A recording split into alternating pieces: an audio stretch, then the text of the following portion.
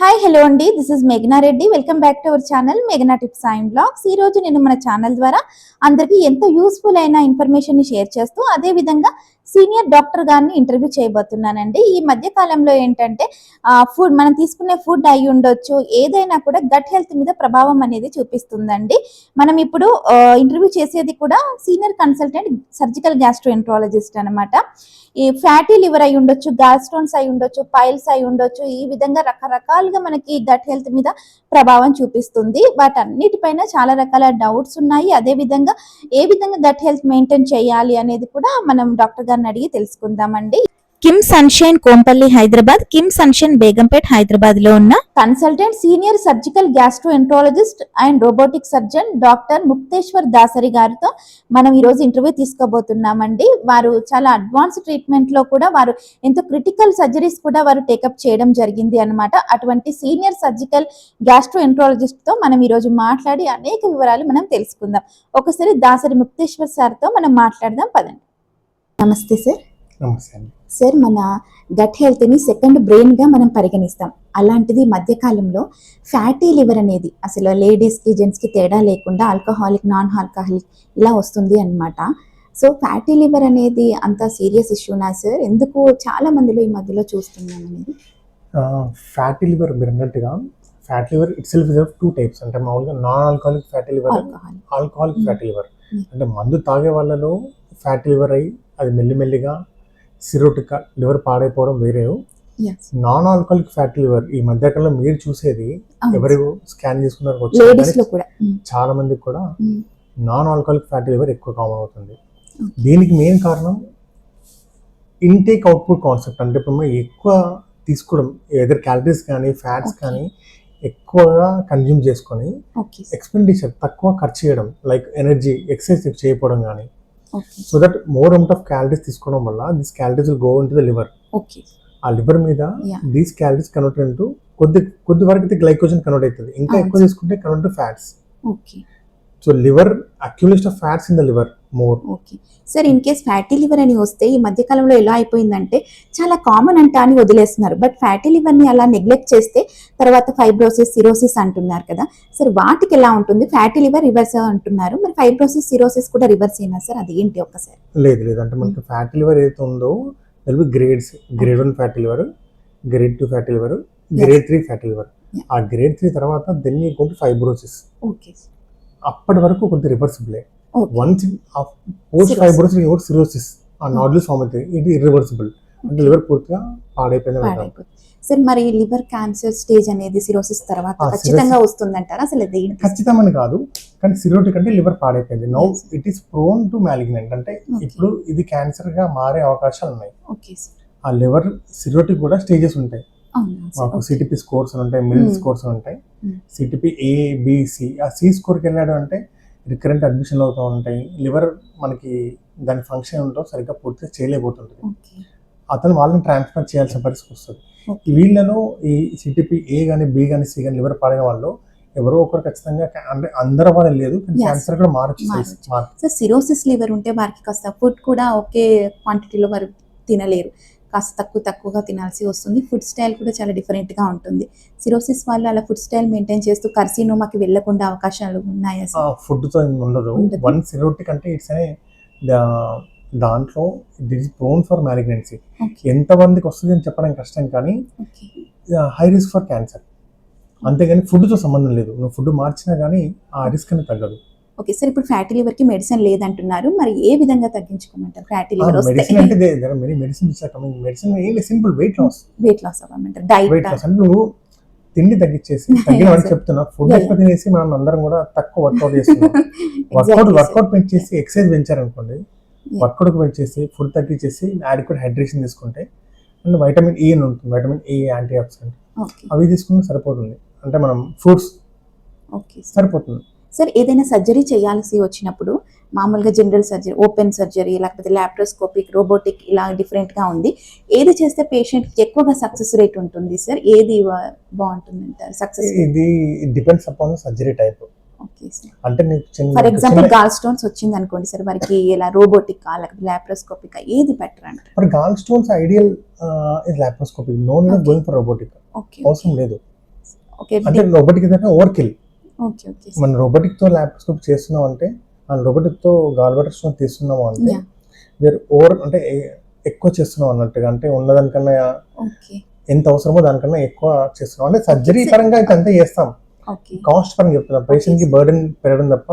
Okay sir, ఏమైనా complication cases వస్తే robo లాప్రోస్కోపీకి ఏది అంటే సక్సెస్ రేట్ అనుకోవాలా సార్, లేకపోతే చేసే విధానంలో ఫాస్ట్ రికవరీ అనుకోవాలా పేషెంట్ కి ఏది? Robot has very it's for advantages. Okay ఇప్పుడు మీకు సింపుల్ ఎగ్జాంపుల్ చెప్పాలంటే, ఇప్పుడు ఒక తార్ రోడ్ ఉంది అనుకోండి, Okay, sir. ఊర్లలో తార్ రోడ్ ఉంటుంది కదా, అవునవును. రోడ్డు ఫామ్ అవ్వలేదు, అవును మొత్తం అందులో రాళ్ళు ఉంటాయి. ఓకే అవును సార్ అక్కడ మీరు తీసుకెళ్లాల్సింది అక్కడ ఎడ్ల బండి, అక్కడికి వెళ్ళి ఆడి నడపాలంటే కుదరదు. యా సార్ సో ఎక్కడ ఏది వాడాలో అది తెలిస్తే Depend. చాలు.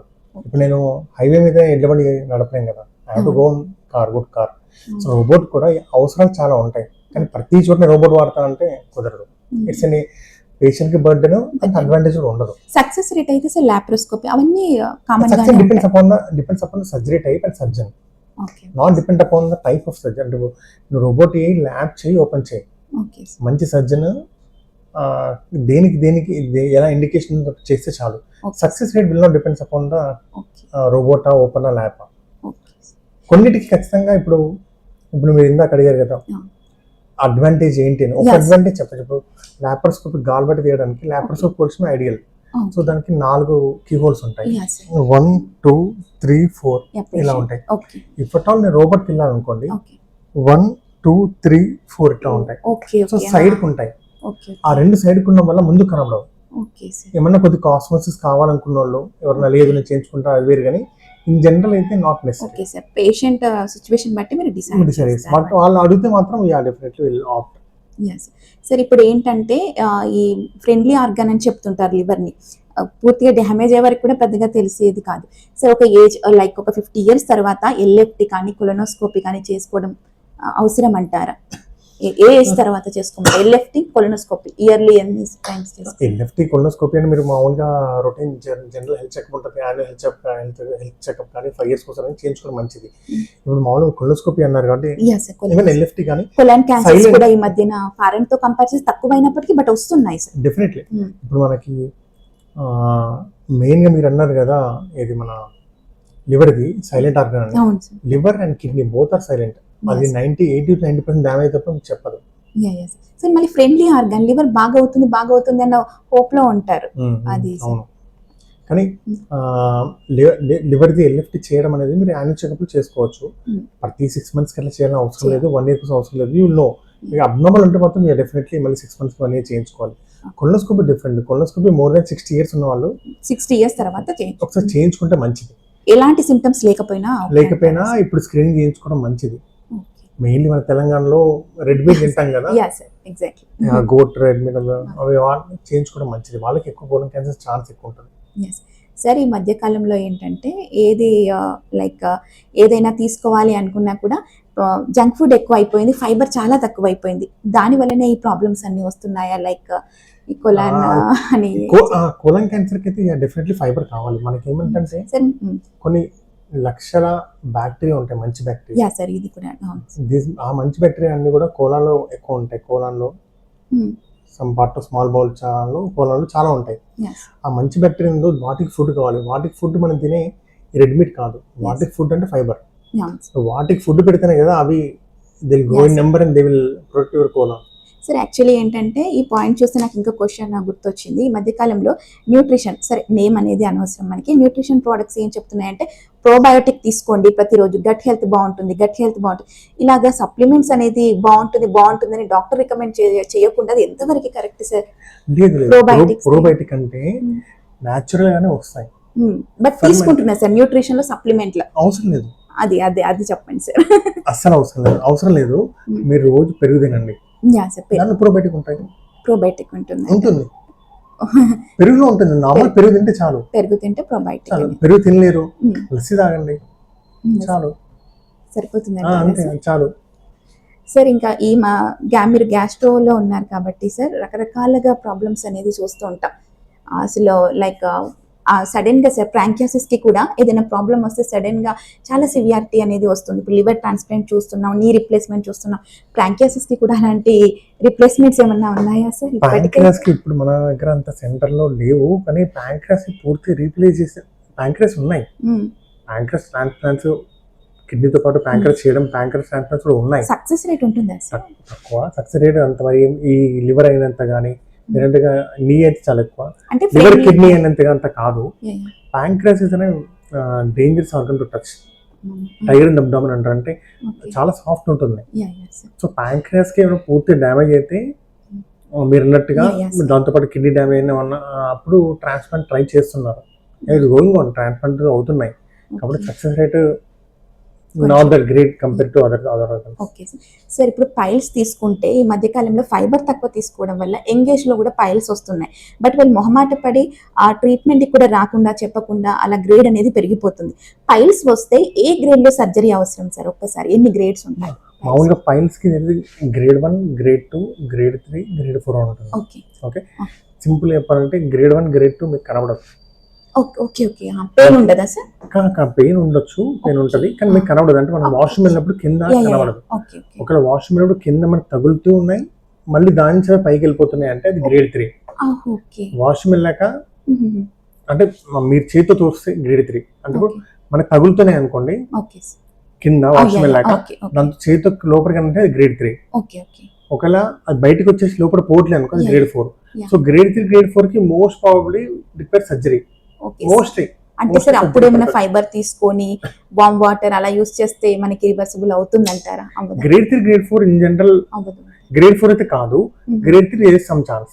అంటే సార్ ఇన్ కేస్ ఓకే ఇప్పుడు నాకు బాగా పెయిన్ లేదు కదా అని గ్రేడ్ 3 ఉన్న పర్సన్ నెగ్లెక్ట్ చేశారనుకోండి, ఓకేనా సార్ అది ఇంకా సివియారిటీ వస్తుందా? గ్రేడ్ 3 ఉన్నప్పుడు సర్జరీ చేయించుకుంటే బెటర్ అంటారు? గ్రేడ్ 3 కొంచెం చేయించుకోవడం మంచిది ఇఫ్ ఈ సిమ్టమాటిక్. ఇప్పుడు నార్మల్ ప్రాబ్లం ఏంటంటే బ్లడ్ వస్తుంది అనుకోండి ఫర్ ఎగ్జాంపుల్, ప్రాబ్లం ఏంటంటే బయటకు వస్తున్నాయి కదా, బయటికి వస్తున్నప్పుడు సర్జరీ చేయడం కాదు, బయటికి రావడం వల్ల తనకి ఇబ్బంది ఏంటి? బ్లడ్ వస్తుందా, పెయిన్ వస్తుందా, లేదా దాంతోపాటు ఇచ్చింగ్ వస్తుందా, ఒక కంప్లైంట్ ఉంటే సర్జరీ చేయించుకోవాలి. కొంతమంది చాలా మందికి ఏంటంటే గ్రేడ్ 3 ఉంటాయి, వాళ్ళు మళ్ళీ వెళ్తూ ఉపయోగపడతారు, కంఫర్టబుల్ ఉంటారు, వాళ్ళకి వాళ్ళ ఇష్టం, అంటే వాళ్ళకి ఇబ్బంది లేనప్పుడు సర్జరీ మేము కూడా చేయం. ఇప్పుడు పేషెంట్ కంప్లైంట్ తో వచ్చేసి నాకు ఇబ్బంది ఉంది అని అంటే తప్ప అవసరం లేదు. Grade 3 can progress to grade 4 అప్పుడు ఎలాగో వస్తాడు. ఎలా ఉంటుంది సార్ లేజర్ లేకపోతే అది ఏంటి, ఎలా చేస్తారు సార్ పైల్స్? లేజర్ అనేది చాలా ఇప్పుడు ఓవర్ యూజ్ టర్మ్, మనం చిన్నప్పటి నుంచి విన్నాం కాబట్టి అన్నిటికీ లేజర్ లేజర్ అంటున్నాం, కానీ ఓవర్ యూజ్ టర్మ్ ఇది. There are many good techniques for haemorrhoidectomy. Haemorrhoids grade 3, grade 4 వచ్చిందంటే వీళ్ళు మోస్ట్లీ స్టాపిల్డ్ హెమరాయిడెక్టమీ. స్టాపిల్డ్ ఉంటుంది, లేటెస్ట్ టెక్నాలజీ అది, కానీ ఎవరు మనకి వచ్చి స్టాపిల్డ్ అడిగారు, అందరూ వచ్చి లేజర్ అడుగుతారు. లేజర్ రోల్ ఇది only up to grade 2. Grade 2 తర్వాత ఎవరు లేజర్ వాడరు. పైల్స్ ఒక మరి మిత్తా మరి అది మీరే చెప్పాలి సార్. చాలా మంది ఏంటంటే కొంతమందిలో పైల్స్ సర్జరీ చేయించుకుంటే అది ఖచ్చితంగా రికవర్ అవుతుంది, చేయించుకోకూడదు అని ఒక చిన్న స్టేట్మెంట్ ఇస్తుంటారు పేషెంట్స్. అది చేయించుకుంటే తప్పకుండా మళ్ళీ రివర్స్ వస్తుందా సార్? వేస్ట్ అయినా? లేదు, ఇప్పుడు ఏంటంటే మనకి ఇప్పుడు ఇంత గ్రేడ్ ఎలా చెప్పాను అలానే ఇప్పుడు ఇలా ఉందనుకో, క్లాక్ అనుకున్నాం, క్లాక్ లో ఇది 2 o'clock, ఇది 6 o'clock, ఇది 3 o'clock, ఇది 9 o'clock. ఇప్పుడు ఇంట్లోకి బయటకు వస్తే వీళ్ళు కూడా పైల్స్ అంటాం కదా. సో ఇన్ జనరల్ గా 11 o'clock, 7 o'clock, 3 o'clock ఈ మూడిట్ల దగ్గర వస్తుంది, బయటకు వస్తాయి. ఈ మూడింటిని ప్రైమరీ హెమరాయిడ్స్ అంటారు. ఈ 3 చోట్ల ఫర్ ఎగ్జాంపుల్ ఒకటే బయటకు వచ్చింది అనుకో, అప్పుడు సర్జరీ చేస్తారు. మిగతా 2 ఎప్పుడైనా ఫ్యూచర్ లో రావచ్చు, అతనికి సేమ్ కాన్స్టిట్యూషన్ ఉంటాయి. ఆ 3 వచ్చాయి అనుకో, 3 చేసేస్తే మళ్ళీ రాదు, ఆ చోట అయితే రాదు. ఇప్పుడు 3 ఒకటే వచ్చింది అనుకో, ఇంకోటి రావద్దని రూల్ ఏం లేదు కదా, మళ్ళీ హ్యాబిట్ బాగా కాన్స్టిట్యూషన్ రావచ్చేమో. కానీ 3 బయటకు వచ్చాయి అనుకో, 3 తీసేస్తే స్టాపుల్ టెక్నిక్ అంటే ఆ 3 కలిపి తీసేస్తాం అనుకో, మళ్ళీ రాదు. చిన్నగా మైనర్ సర్జరీ అని చెప్పుకోవచ్చా సక్సెస్ రేట్? కానీ తర్వాత వాళ్ళ లైఫ్ కానీ ఎంగేజ్ లో వాళ్ళు ఉన్నారు అనుకోండి సార్, ఎంగేజ్ అయినా కానీ సక్సెస్ రేట్ చాలా హై. ప్రెగ్నెంట్ లేడీస్ లో కూడా చూస్తుంటాం సార్. ప్రెగ్నెన్సీ వాళ్ళకి రివర్స్ అవుతుంది ఇన్ జనరల్ గా, ఎందుకంటే ప్రెషర్ వల్ల వస్తుంది. ఇన్ జనరల్ రివర్స్ అయినా కానీ ఉంది అంటే then they can go for surgery. అందరికి సర్జరీ కాదు, సిమ్టమ్స్ తను ఎంత సఫర్ అవుతున్నారో సిమ్టమ్స్ ప్రకారం మనం సర్జరీ ప్లాన్ చేయొచ్చు. సార్ ఇప్పుడు ఇన్ని రకాలుగా ట్రీట్మెంట్ ఉంది, మన కిమ్ సన్షైన్ లో ఎటువంటి అడ్వాన్స్డ్ టెక్నాలజీ అందుబాటులో ఉంది గ్యాస్ట్రోకి, రోబోటిక్ అయి ఉండొచ్చు, ఒక్కసారి మీ మాట. మన దగ్గర అయితే రోబోట్ ఉంది, ఓకే లేటెస్ట్ రోబోట్ ఉంది, డావిన్స్ ఉంది, డావిన్స్ ఎక్స్. ఓకే. దీనికన్నా ఇంకా అడ్వాన్స్ ఉంటాయి, XI5 ఇప్పుడు వస్తున్నాయి. పేషెంట్ దగ్గర అన్ని X ఉంది. సర్వీసెస్ ఉన్నాయి అన్ని అడ్వాన్స్. సర్వీస్ ఉన్నాయి. లాప్రోస్కోపీ ఉంది, అడ్వాన్స్ లాప్రోస్కోపీ సర్జరీ చేస్తుంటాం. ఓకే. అడ్వాన్స్ లాప్రోస్కోపీ కానీ రోబోటిక్ రోబోటిక్ సర్జరీస్ చేస్తున్నారు. ఎవరికి అవసరమో అన్ని Yes. చేస్తాం. సార్ ఇది ఒక మాట, ఇది నేను చెప్తున్నది కాదు, మీ పేషెంట్స్ అందరు కూడా ఫీడ్బ్యాక్ ఇస్తున్న మాట ఏంటంటే, ముక్తేశ్వర్ సార్ ఏంటంటే మార్నింగ్ ఫస్ట్ ఓపీ చూసినప్పుడు ఎంత స్మైల్ తో ఉంటారో లాస్ట్ ఓపీలో కూడా అంతే. ఆల్మోస్ట్ మీరు మార్నింగ్ 6కి ఉంటే 10 వరకు కూడా సర్జరీస్ ఉంటూనే ఉంటాయి, ఓపీ ఉంటూనే ఉంటుంది. సార్ అంత పేషెంట్స్ పట్ల అంత కేర్ తీసుకుంటారు, పేషెంట్ అటెండర్స్ తో కూడా క్లారిటీగా ఎక్స్ప్లెయిన్ చేస్తుంటారు. సార్ అంత ఓపిక కానీ అంత కేర్ కానీ అసలు ఎలా సాధ్యమైంది, మీరు చెప్పే తీరాలి సార్. అంత ఎలా ఇట్స్ సాధ్యమైంది? Compliment, but I don't know actually, but I love doing my work, అంత ఏం లేదు. ఐ డోంట్ థింక్ ఇవన్నీ నేను చేస్తున్నా, నాకు మీరు చెప్తే ఒక యా సార్, అందరూ చెప్తున్న తెలియదు. మాట నేను ప్రాక్టికల్ గా కూడా చూస్తున్నాను సార్. ప్రతిదీ ఎక్స్ప్లెయిన్ చేయడం అనేది, పేషెంట్ కి ఫస్ట్ అనేది కేర్ తీసుకోవడం. మీ ఇంత బిజీ షెడ్యూల్ సార్, 10 వరకు కూడా మీకు ఉంటుంది అన్నమాట. అది మీ సక్సెస్ అని చెప్పొచ్చు సార్, పేషెంట్స్ కూడా Thank ఒక you. బెటర్ అని చెప్పొచ్చు. Thank you. Sir thank you sir, ఇంత బిజీ షెడ్యూల్లో మన ఛానల్ కి సబ్స్క్రైబర్స్ కొన్ని డౌట్స్ అన్ని క్లియర్ చేసి ఎంత అవేర్నెస్ ఇచ్చారు. Thank you sir, thank you so Thank you. Much. Thank you ma'am, thank you. విన్నారు కదండి, గట్ హెల్త్ మీద డాక్టర్ గారు ఎంతో ఇన్ఫర్మేషన్ ని మనతో షేర్ చేయడం జరిగింది అన్నమాట. మీకు కూడా సర్జికల్ గ్యాస్ట్రో ఇష్యూస్ ఉంటే తప్పకుండా దాసరి ముక్తేశ్వర్ సార్ ని కన్సల్ట్ అవ్వచ్చండి. వారు కిమ్స్ కోంపల్లి హైదరాబాద్, అదే విధంగా కిమ్స్ సన్షైన్ బేగంపేటలో అందుబాటులో ఉంటారండి. హాస్పిటల్ నెంబర్ అనేది నేను ప్రొవైడ్ చేస్తాను. సార్ అపాయింట్మెంట్ కావాలి అనుకునేవారు తప్పకుండా దానికి కాల్ చేస్తే వారు డీటెయిల్స్ అనేది ప్రొవైడ్ చేయడం జరుగుతుందండి. నేను స్ట్రాంగ్ గా రికమెండ్ చేస్తున్నానండి, ఎందుకంటే ఎలాంటి క్రిటికల్ కేసు అయినా కూడా వారు చాలా చక్కగా సర్జరీ చేసిన ఎక్స్పీరియన్స్ డాక్టర్ గారికి ఉందండి. తప్పకుండా మీ ప్రాబ్లం కి కూడా సొల్యూషన్ దొరుకుతుంది అన్నమాట. ఇదండి ఈ రోజు ఇంటర్వ్యూ. మరో ఇంట్రెస్టింగ్ టాపిక్ తో నా నెక్స్ట్ వీడియోలో మళ్ళీ కలుస్తాను. ఇలాంటి మెడికల్ అవేర్నెస్ వీడియోస్ మీకు కావాలి అంటే మన ఛానల్ ని సబ్స్క్రైబ్ చేసుకోవడం మర్చిపోవద్దు. మరో ఇంట్రెస్టింగ్ టాపిక్ తో మళ్ళీ మీ ముందుకు వస్తాను. బాయ్.